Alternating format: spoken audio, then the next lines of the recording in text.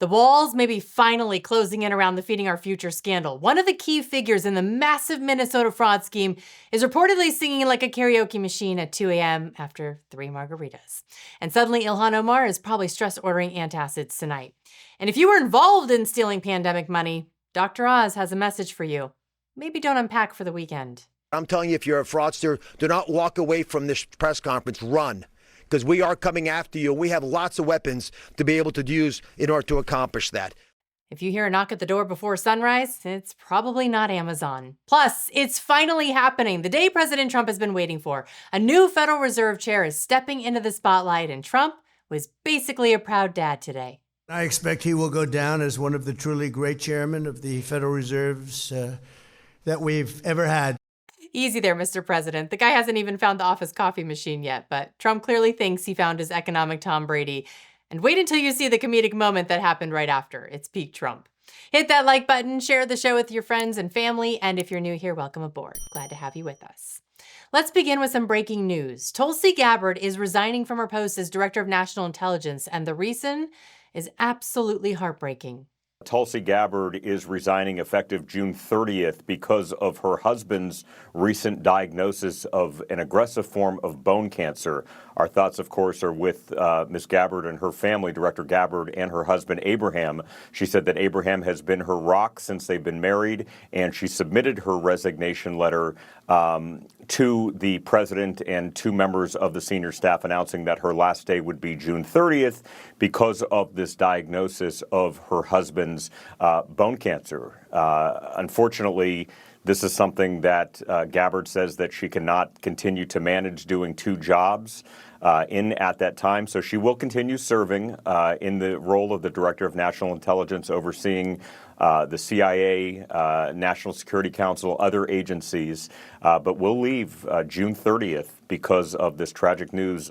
Our thoughts and prayers are obviously with Tulsi and her husband Abraham as they take on this fight. Family always comes first, so Tulsi's doing exactly what she needs to do, stepping away from the grind of Washington to stand by her rock. She did a phenomenal job while she was there, shaking up the intelligence community, and we wish them nothing but the absolute best. They are in our thoughts and prayers. But as we know, the wheels of Washington never stop turning, and the Trump administration's massive cabinet shakeup is officially moving full steam ahead. While the intelligence community prepares for a transition, over at the central bank, the changing of the guard is already complete. It's out with the old and in with the new. Jerome Powell is officially packing up his calculator and hitting the road, because today, Kevin Warsh was sworn in as the brand new chairman of the Federal Reserve. And let me tell you, the room at the White House today was absolutely pumped. But leave it to President Trump to completely steal the show with a little stand-up comedy. No, I thought that was for me. I was very unhappy. I looked around and I saw they're all looking at you. I was not happy about that. That's amazing. That's an amazing, amazing audition. And I'll tell you what, it's you have the most important business people and political people that you can possibly have in one room that soon will be a much larger room than this. We'll have a room substantially larger than this. The left completely lost their mind over this, by the way. I mean, they have absolutely zero sense of humor. And of course, they're rooting against Warsh. CNN put out this headline today. Good luck, Kevin Warsh. You're gonna need it.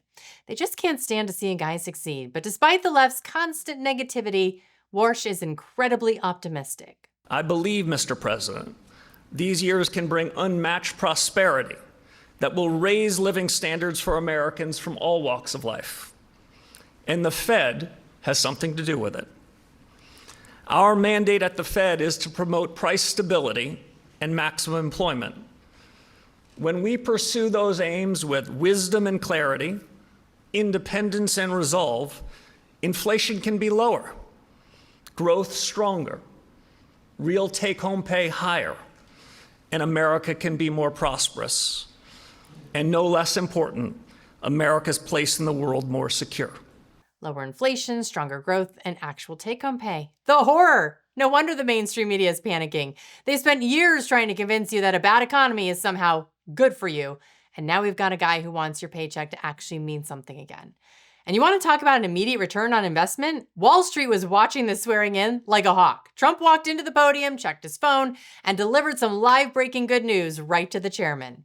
turned on the television. I wanted to see how the stock market's doing today. Stock market's up 600 points. That means they like you. If they didn't like you,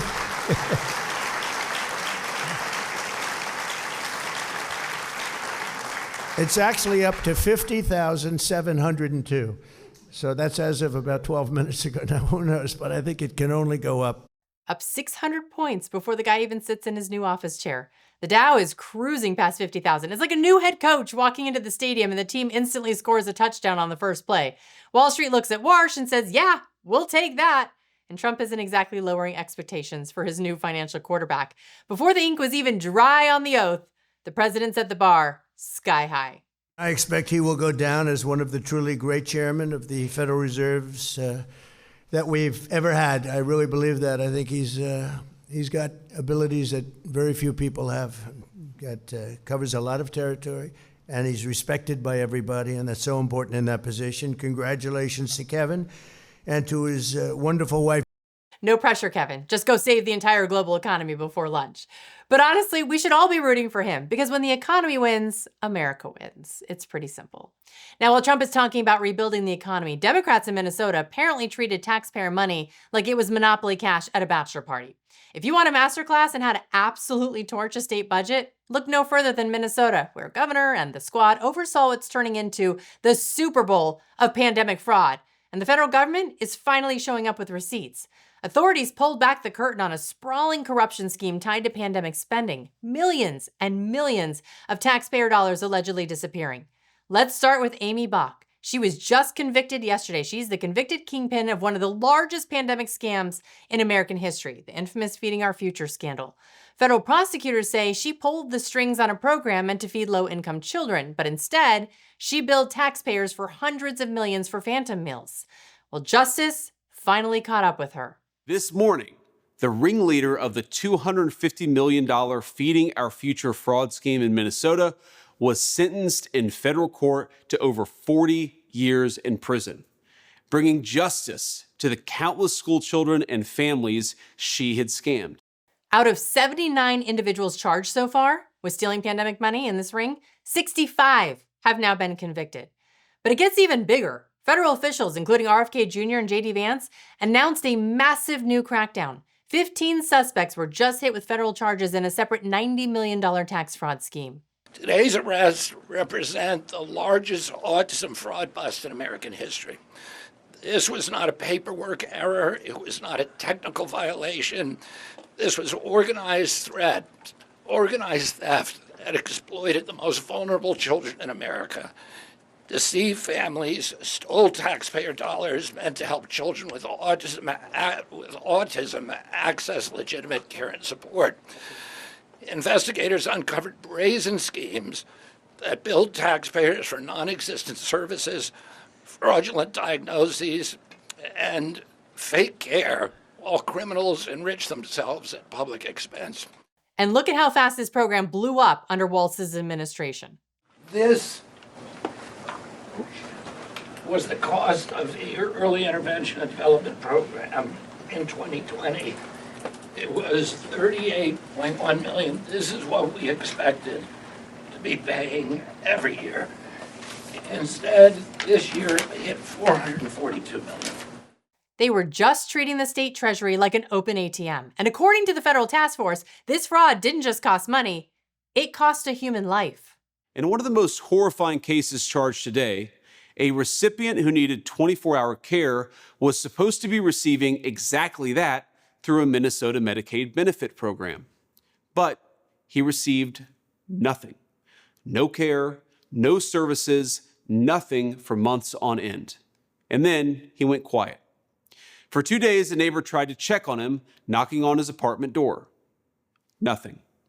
Shortly after, he was found dead. One day before this man died, the fraudster in question had tried to bill for the non-existent services, the services that if they had been provided, this man might actually be with us today. Absolutely devastating. The fraudster billed a $400 claim the day before the man died of total neglect. And remember this video from independent investigator Nick Shirley? This daycare facility right here belongs to a woman named Fahima Muhammad. Guess what? She was just charged with childcare fraud. She took $3.67 million in taxpayer money for her daycare and tried to flee the country. And it just so happens to be the exact same daycare linked to that massive Feeding Our Future scam. It's all connected. So where is Minnesota's favorite Congresswoman, Ilhan Omar, while her home district is dealing with these major federal corruption charges? Well, it turns out she might be a lot closer to this scandal than she wants you to think. Wait until you hear what Aimee Bock is now admitting about Ilhan Omar. But before we get to those stories, I want to take a second to talk about something that actually matters to your wallet. If you're around retirement age, you know the drill. The Medicare machine starts coming for you. The mailers start piling up on the counter like a mountain of junk mail. Your phone rings off the hook while strangers pushing plans you've never heard of. I mean, it's overwhelming. And that's why I've partnered with Chapter. They are the only Medicare advisor that compares every single plan available nationwide, not just the ones a broker gets paid to push.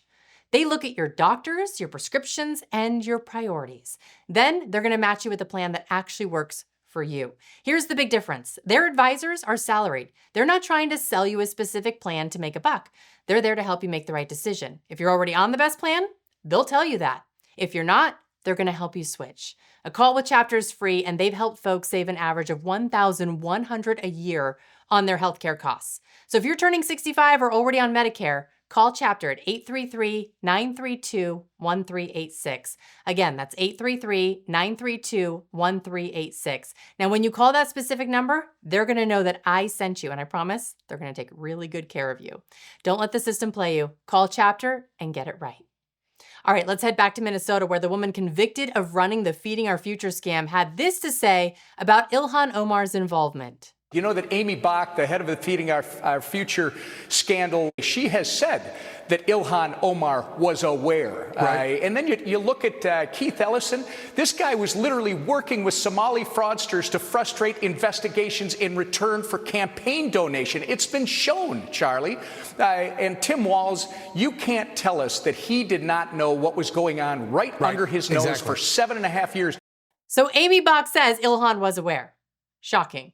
But if you ask Ilhan about it, about her involvement or her own mysterious personal finances, she's going to claim to you that it's just a total invention by the media.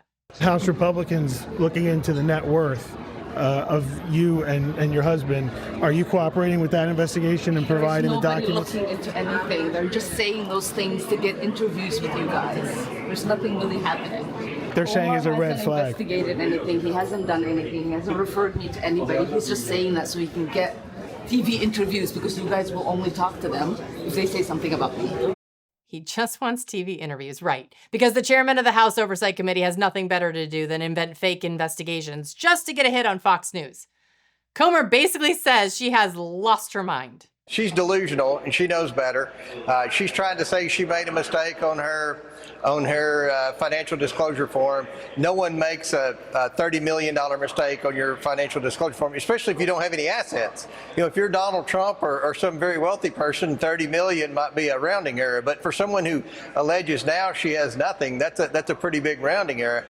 A $30 million rounding error. I mean, I've misplaced a $20 bill in my couch cushions before, but 30 million? That is some serious change, Ilhan.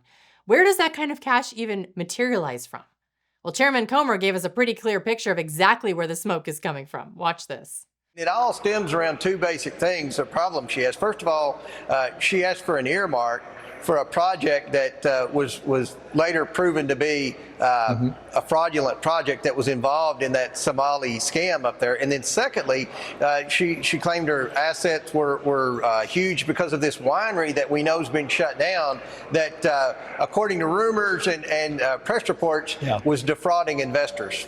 So how does a squad member handle the heat when faced with bank records, oversight investigations, and lingering questions about her past actions?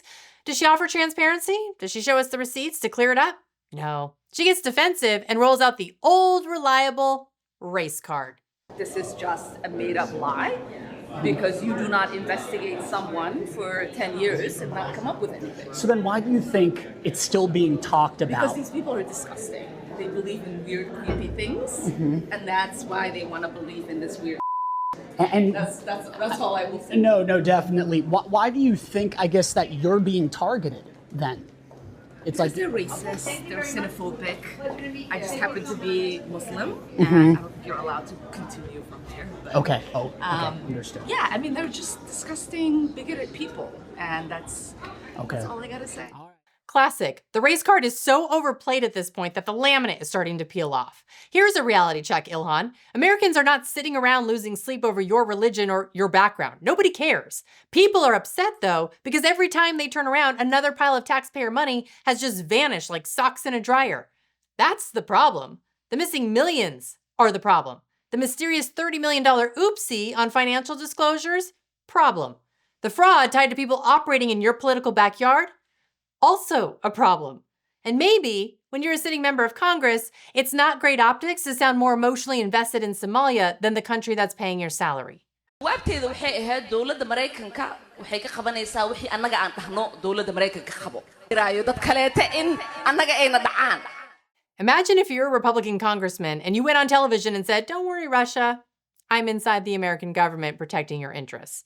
CNN would need smelling salts. MS Now would launch a 6-part documentary series called The Kremlin Candidate. But somehow with Ilhan, we're all supposed to pretend this is normal. Then she acts shocked that people are calling for investigations. Look, Americans don't care where you came from. They care whether you look out for them. And right now, between the fraud scandal, the financial questions, and comments like this, the feds sound like they've officially reached the end of their patience. Our message is simple.